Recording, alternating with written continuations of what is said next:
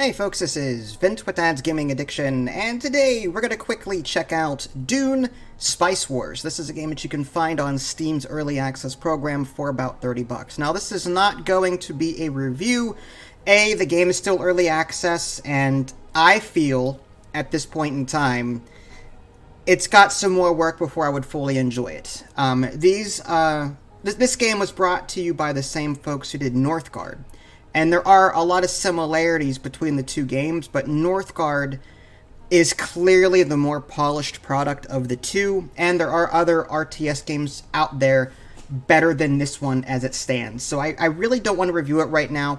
I am not what you would call a Dune fan. I've never seen the books or the movies or read the books. I don't know anything about the Dune universe, so I'm going into this blind. And the most experience that I have with this game is the fact that I've played Northgard before. Again, by the same developers. So, my goal today is to personally show you around a bit. I have to warn you, however, that even on the easiest difficulty setting, it's just overwhelming. The tutorials just aren't all that well put together. I lost 3 times on easy. I got slammed by the computer because I just didn't have the time to figure stuff out as I went. So I will show you a way to get around that to help you learn how to build, and then you can actually fight an AI after the fact. But here's a quick look at the options menu. Just pause if you want to see any of this in greater detail. Controls, inputs, audio sliders, and the like. Let's head back. Now, I can go to New Game. Multiplayer and Resume are both grayed out for me right now. Under New Game, you're going to choose one of 4 factions. There's House Artreidis, whatever. House Harkonnen, the Smugglers, and the Fremen. Again, I don't know anything about the Dune universe. I have no idea if these are actual factions or not. I don't know. But you choose one of them. They each have their own faction bonus that you can mess around with. Again, pause if you want to see any of this in greater detail. I'll just choose that one. That's the one I've been playing. I get to pick 2 counselors on the right. They each have different passive buffs that I can enact. So I'll just pick these 2. And again, the text is really small, hard to read. On the bottom right, there's a little bar button that you can click. I highly recommend for your first game, put the sandworm activity to no sandworms. Set the storm to no. Set the siege hostility to no raids. That way, and then also get rid of all of the AI players. Just get rid of all of them. So now what you've got is just you on this map learning how to manage your economy. That's all you're doing. I would recommend doing this first so that you can get a feel of how to build structures without being attacked on a regular basis. I will, however, enable just one of them. I guess I'll just leave this off. There's storm. I'll put this on low, actually. And there's small map size. I guess we'll do that. I would have loved to have seen more customization options in terms of, like, maps. Like, I want to be able to randomly generate and see the map. I want to be able to set how rare certain resources are. None of that is available here. You're just given map size as an option. That's it. Like, I want to see more map setup options like I would in, say, Civilization or any other 4X game out there. This is a real-time 4X, so, even Company of Heroes, you can choose a map. I'm just saying. Company of Heroes, I would prefer Company of Heroes over this, to be honest with you. But anyway, so we are loading up the game now. And I'm going to go ahead and pause it real quick, because there are enemies out here. So, a look around the interface real quick. Upper left-hand corner is U. You can click on that to show faction progress. Again, there's 2 factions right now. You can see that there's Hegemony, which is the reflection of a faction's overall power over Dune. Some thresholds will unlock new abilities and ultimately allow you to win the game. So, as I increase that Hegemony, you'll note on the bottom left, it says unlocked at 2,000. So this main base that you have, you can't even do anything with until you actually earn more of this hegemony points to unlock it. And once you do unlock it, you'll be able to construct things here. But for right now, this is like a pointless, you can't do anything at this location. Now you start with this scout unit. It's called an ornithocopter or something like that. And I'll keep in mind that every faction is different, so this playstyle may not be reflective of how the other 3 factions operate. I've not played the other 3 factions, to be honest. But getting back to the game here, I'm going to go ahead and just like select this, and then on the bottom left there's an auto recon button. I'll just click that on, although I do want to come over here and scout this area. I'm looking for any area with purple in it. Purple is spice, and that leads me to the upper left-hand corner again. So right now I've got 0 spice in my stockpile. You can actually see stockpile 0 plus 0. There's no incoming spice or anything. On a regular basis, you'll be taxed by the Imperium, and you have to send some of your spice over to, like, the higher-ups, okay? If you don't do that, then you lose favor with them, and that's bad, so don't do that. So the rest of it you get to keep. There's a purple bar here that you can adjust, and that adjusts the percentage. The more purple on the bar, the more you save in your stockpile, the less you sell, however. You can see the automatic sell rate of spice in the upper left as well. It says 1 purple to 2 gold at the moment. So you can see a conversion rate there. I'm going to go ahead and unpause this, and this will go out and do its thing. I'm going to go ahead and actually get a military unit. I'm going to get a trooper, and we'll get a ranger. On the right-hand side, you can build units over here, but again, they're very expensive. Losing 1 or 2 units in the beginning, completely devastating, and recovering from it, very difficult to do. We'll get into developments and intelligence, espionage, the council stuff once we actually get there. Okay, so now there is a city. This is a neutral city that we can do a number of things with. If we click on it, on the bottom left-hand corner, there's this peaceful annexation.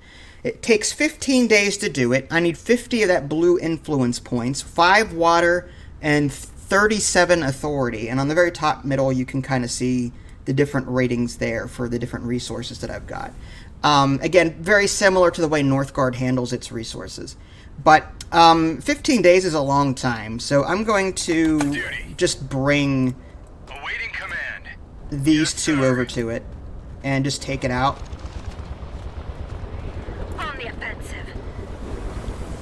Now, one thing to note, as your units move into territory that is not your own, there is a yellow bar below them that will actually go away. And if that goes away completely, then you lose health. Yes. So it's like a supply meter. Let's end this. On duty.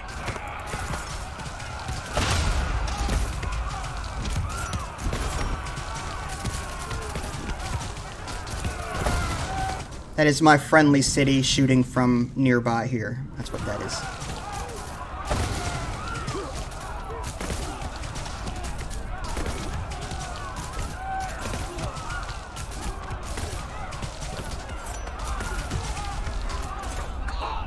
All right. Service, sir.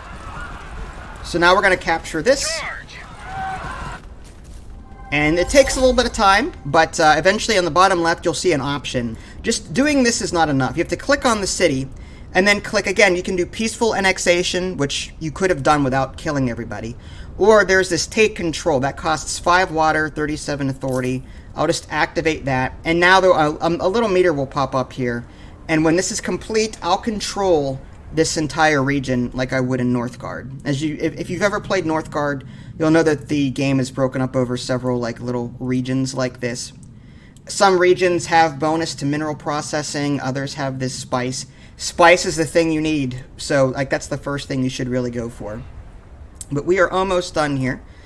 A little bit more time. Time controls in the upper right, by the way. Just click on the play button and that'll accelerate it to like 1x, 2x speed. Each of these cities on the bottom left have build slots and militia slots. I'm going to go ahead and click on the buildings plus button and then click on refinery. And the refinery is an economy building that harvests these spice fields. So that's going to be number 1. And I'm going to go ahead and bring in some militia. That's going to be 50 gold a pop at 5 population a pop, 5 manpower. So I'm going to go in 1, 2, 3. And that's 3 militia that I'm training for this city, so that when it does get attacked later on, if someone else raids it, whether it be a neutral NPC faction or the enemy faction, They'll have some protection, just not a whole lot. Development research. This is where you can go. I'm going to go ahead and pause it. To spend, research points to unlock things. There's 4 different trees. There's intelligence network stuff on the upper left. There's like local dialect studies on the upper right. Then you've got composite materials on the bottom right, and then survival training on the bottom left. So like there's clearly a military economy, intelligence, and like social aspect to this. I'm going to go with, let's see, minus 15% village buildings construction costs. That's important. Survival training increases max army supply by 50%. Like I said, these troops have supply. If they're not near their region, then they will take supply damage. Kind of similar to attrition in Rise of Nations. I can assign agents to an intelligence network with this one here, and I can only queue up 3 at a time. So I'll have to come back to this at some point in the future. But now we've captured our first city here. There's a minerals plascrete factory resource production plus 50%. So what I'm going to do is I'm going to bring these guys down, and we'll work on this one next. He's got 2 units there. Again, I can opt for a more peaceful route, spend 50 influence, 5 water, and 37 of this authority here to do that. But I think just military, just get in there, get it done. Now, the nice thing about peaceful is that any militia that's already here stays there, and you take control of it, so you don't have to build it. That's the nice thing, but 15 days takes a very long time. Service, sir. Fire at will. All right. In the meantime, this refinery should almost be done. We want to keep an eye on that.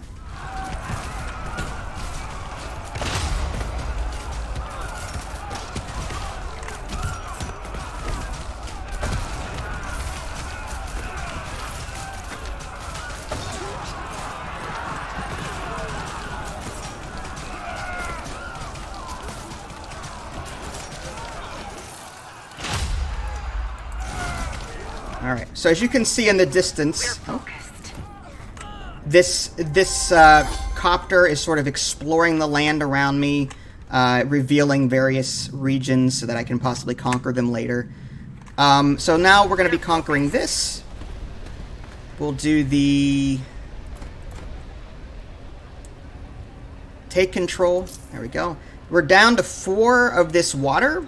So before we can capture anything else, we're going to need a water wind farm, which is another economic building. Again, each of these cities has a limited number of building slots. So I can build another thing here for free, but after that I have to pay 100 plasteel to open up the next level building slot. So I'm going to put down a plascrete factory down. The only upkeep cost for that is plascrete, but if I'm producing it, then no big deal. So I'm going to throw that down. There's my harvester. It has to be enabled, otherwise it's just going to sit there. I'll hit deploy and then auto recall. Now with auto recall, you will get less income from the spice, but if a sandworm is detected, it will automatically retreat so that you don't lose it. So it's like an insurance kind of thing. Do you want peace of mind to know that you'll be safe if you just set it and forget it? If you're fine with that, then you'll lose like 5% of your income or something like that. So now we've got this town over here. Let's go ahead and hire some militia. Protect it. Also another building. We're low on water. So there is a wind trap. Plus 3 water for each level of wind in the region. The wind strength here is 2. The wind strength here is actually 4. So what I may do is put the wind farm here once we buy a new building slot. Let's do the... Because there's a plus 50% plascrete factory resource production bonus here, we'll go ahead and start off with the plascrete factory like we've got going on up there. Alright, and again, so far we're just sort of exploring the land, revealing regions. At some point we'll run into these guys here. Espionage and survival training are still not unlocked. Okay, Imperial tax. We've got 11 days until we have to pay 80 spice. Right now, our purple bar is up to the point where we're gaining like 15 plus here, so we're doing good. We've got a notification, unassigned agent. Okay, so the way agents work in this game, you get they sort of work like agents in Civilization and other 4X games. You can assign them to various places and then get various buffs and bonuses. Like, for example, this is the main faction that I'm fighting, the other AI faction. I could put an agent on there and get Intel Production, and then I can also gain Harkonnen Infiltration Production plus 10. But I need to unlock various missions as well by doing that. And then there's these minor NPC factions, like there's the Arrakis Infiltration, there's the Spacing Guild, the Chaos Infiltration, and Land Scrad, whatever that is.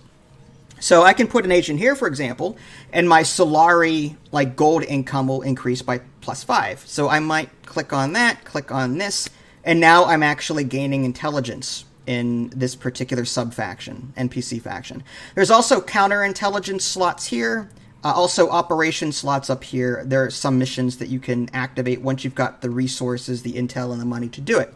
So there is an intelligence espionage side to this game as well. All right, we'll go ahead and unpause the game.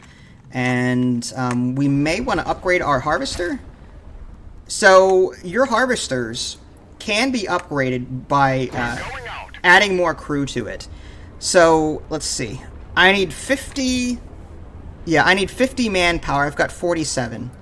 I need a little bit more, and then I can add crew to this harvester. And that basically increases the rate of which I collect spice. But maybe if I find another field somewhere, I won't need to upgrade them so quickly. But spice seems to be very rare in this game, so I'm always upgrading wherever possible.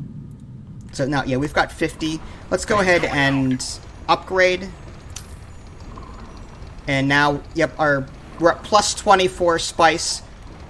We have 1 out of 1 crew on our harvester now, so now it's just more efficient and we'll collect more spice. But we're out of this manpower. We're getting plus 4 on it, but there are buildings that you can construct to offset that. We are going to want that water here, so let's use 100 of this plasteel to unlock this build slot. We still have 98, 100, whatever.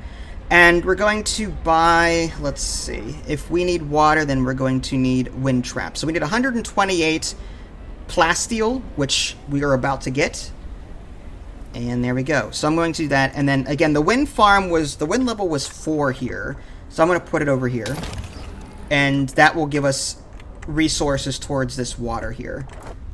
At the moment, I'm not seeing any resistance, which is probably a good thing. But again, my goal right now is to look around and try and find more purple gases or the spice. That's the biggest thing. Another resource that you need to create is fuel cells. This bonus here, energy sources, that increases your energy cell generation. So if you want more bang for your buck, then put down factories on regions that contain this particular symbol. There's this one down here. Some are like events. On the bottom left, you can read, extort a fine. I can choose this, and then 8 days later, I need to assign an agent to Arrakis Infiltration before I can take this action on this event right here.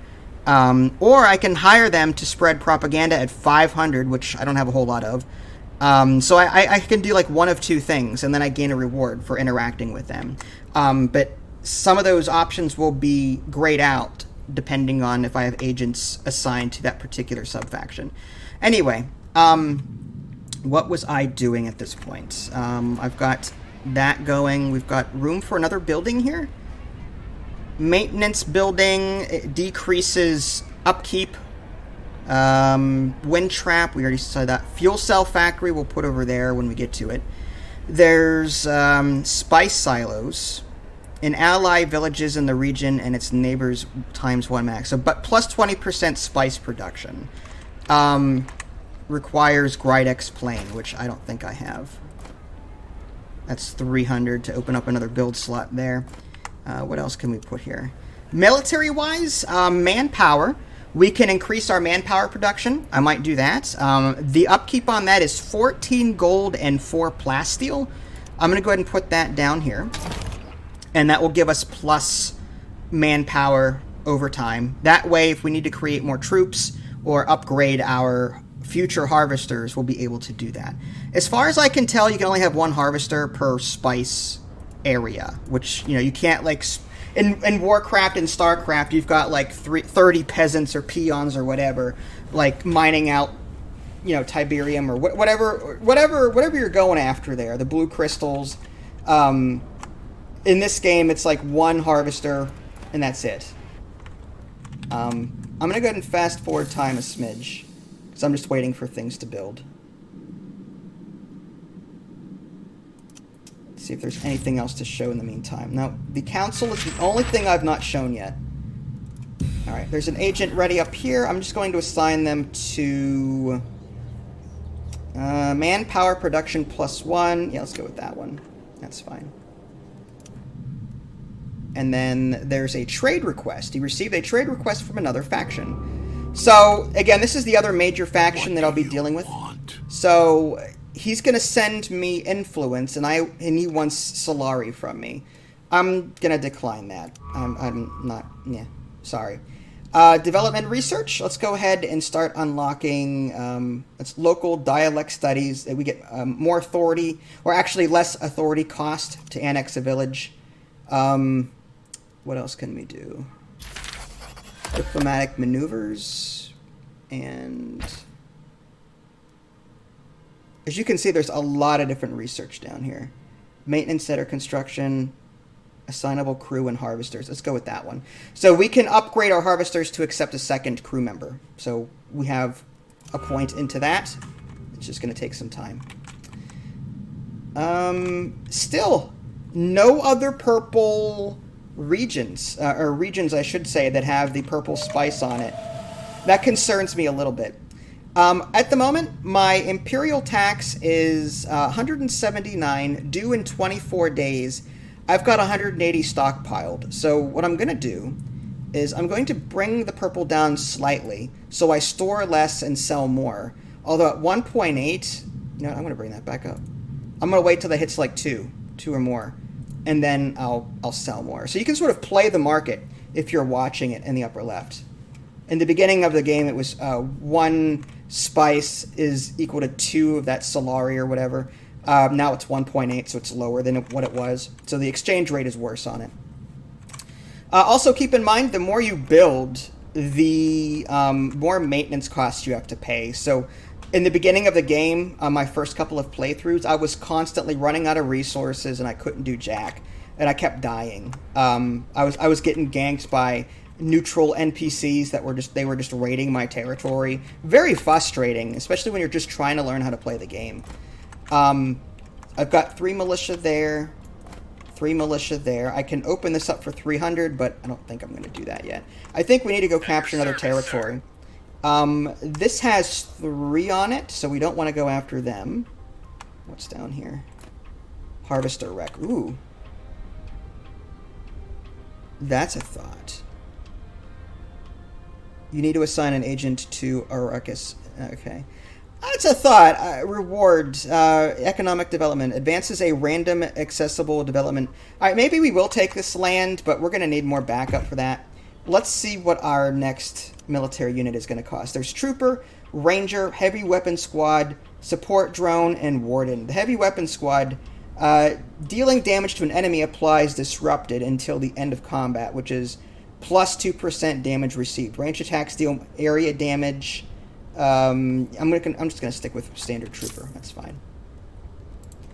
And that does cost a decent amount of manpower, too, so it'll be a 3-on-3 situation. This one only has 2 here, and we have an energy source there. We could grab this one first. Yes. It's closer. As you command.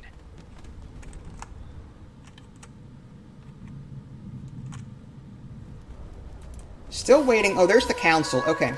I'm going to pause it real quick and show you the council screen. Sort of like in Civilization, there will be various policies that will pop up from time to time that people get to vote on. For example, this policy might only affect this faction, or it'll affect every faction, or it'll be a universal modifier in some way. You'll be able to spend your influence and other, like, you have these votes present is what this is. So along with influence, votes represent your political might. They can be allocated to vote on various resolutions. Influence, unlike votes, is lost when used. So influence is like a permanent, it's a resource that is consumable, whereas votes will come back for the next voting session automatically. So yeah, that's a quick look at that. Now, I know it's 25 minutes at this point, and I know I haven't really done a whole lot of game playing, but I wanted to warn you as to what you're getting into. This is the part of the game where I'm doing fairly well. Give it about 10-20 minutes, and I'm getting swarmed by 5 to 6 troops from red, just taking out everything in my territory. I just can't build fast enough.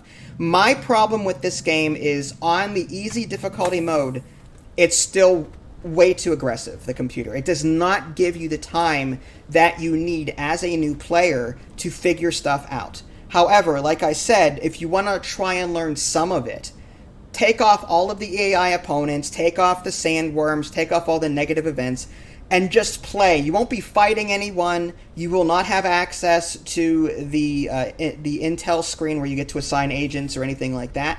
But you will be able to learn how to interact with these buildings, unlock new build slots, and so on. Oh, there we go. Let's on duty. Grab that real quick. With honor. Now, for fun, I could peacefully annex one of these. I mean, but again, I want to pick and choose my regions carefully. I'm looking for a location that has spice on it.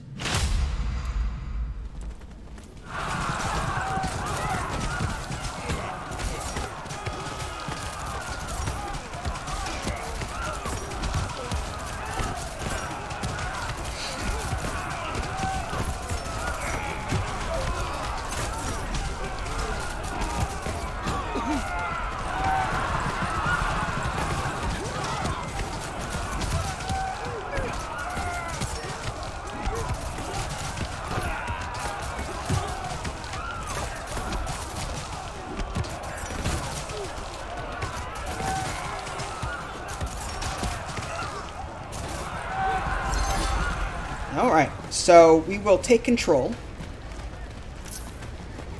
It's going to be a short waiting period, but now we can put a fuel cell factory here, and we'll get a 50% bonus increase to that. So, again, always being efficient.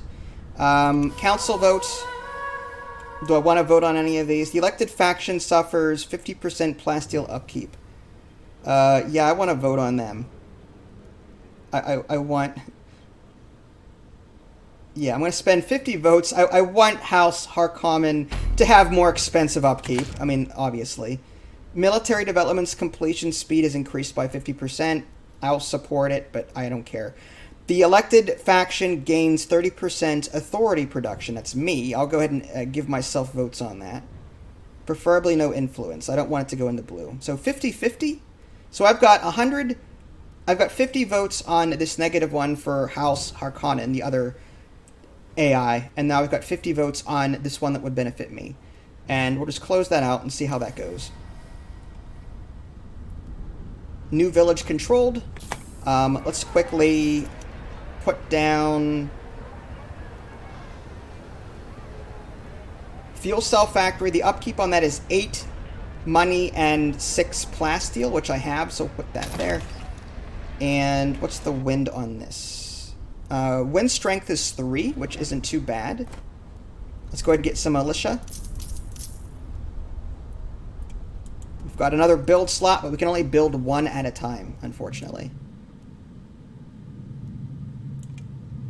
Now, to speed the scouting process along, I could, on the right-hand side on my main city here, there's those ortho hoppers, whatever. I can build another one for 400 money and 2 fuel cells. And has a 5 money upkeep. I'm not sure if I want to do that yet. But this is what I meant. Like, it would have been nice to be able to set how often resources popped up. You know, customize the map a little bit, rather than it just be completely random like this. It's just kind of silly that way. But now we're getting into half-an-hour territory, and I think this is a good place to stop it. My personal opinion, like I said, is I think it's an interesting game that I want to keep playing, but is flawed in a number of places to where it would not make me want to play it again immediately anytime soon. For example, there's no campaign to learn on. It's just go into this skirmish and learn as you go, and the easy AI will wreck you. So that is one of my biggest pet peeves in games like this. If you're going to create a game, you need to make sure it's accessible for everyone and give them a chance to learn. On easy AI settings, the AI should be very passive, shouldn't be attacking you very quickly like they typically do. So yeah, there just needs to be more better tutorials and easier AI on the easier levels, I think. As far as like Dune goes, is it a through and through Dune? I couldn't tell you. I've never read the book and I've never seen the movie. It's not a bad RTS game, but like I said, I think Northgard has been around for a lot longer, same developers, and is more polished. So I would rather just play that as opposed to Dune Spice Wars. But this has promise, don't get me wrong. So there you go, folks. That was Dune Spice Wars, a very, I don't want to say brief overview, but an overview nonetheless. If you guys haven't already subscribed to me on Twitch and YouTube, that way you can stay up to date with any new content I happen to publish. This is Vince. Thanks for watching, and I'll catch you next time.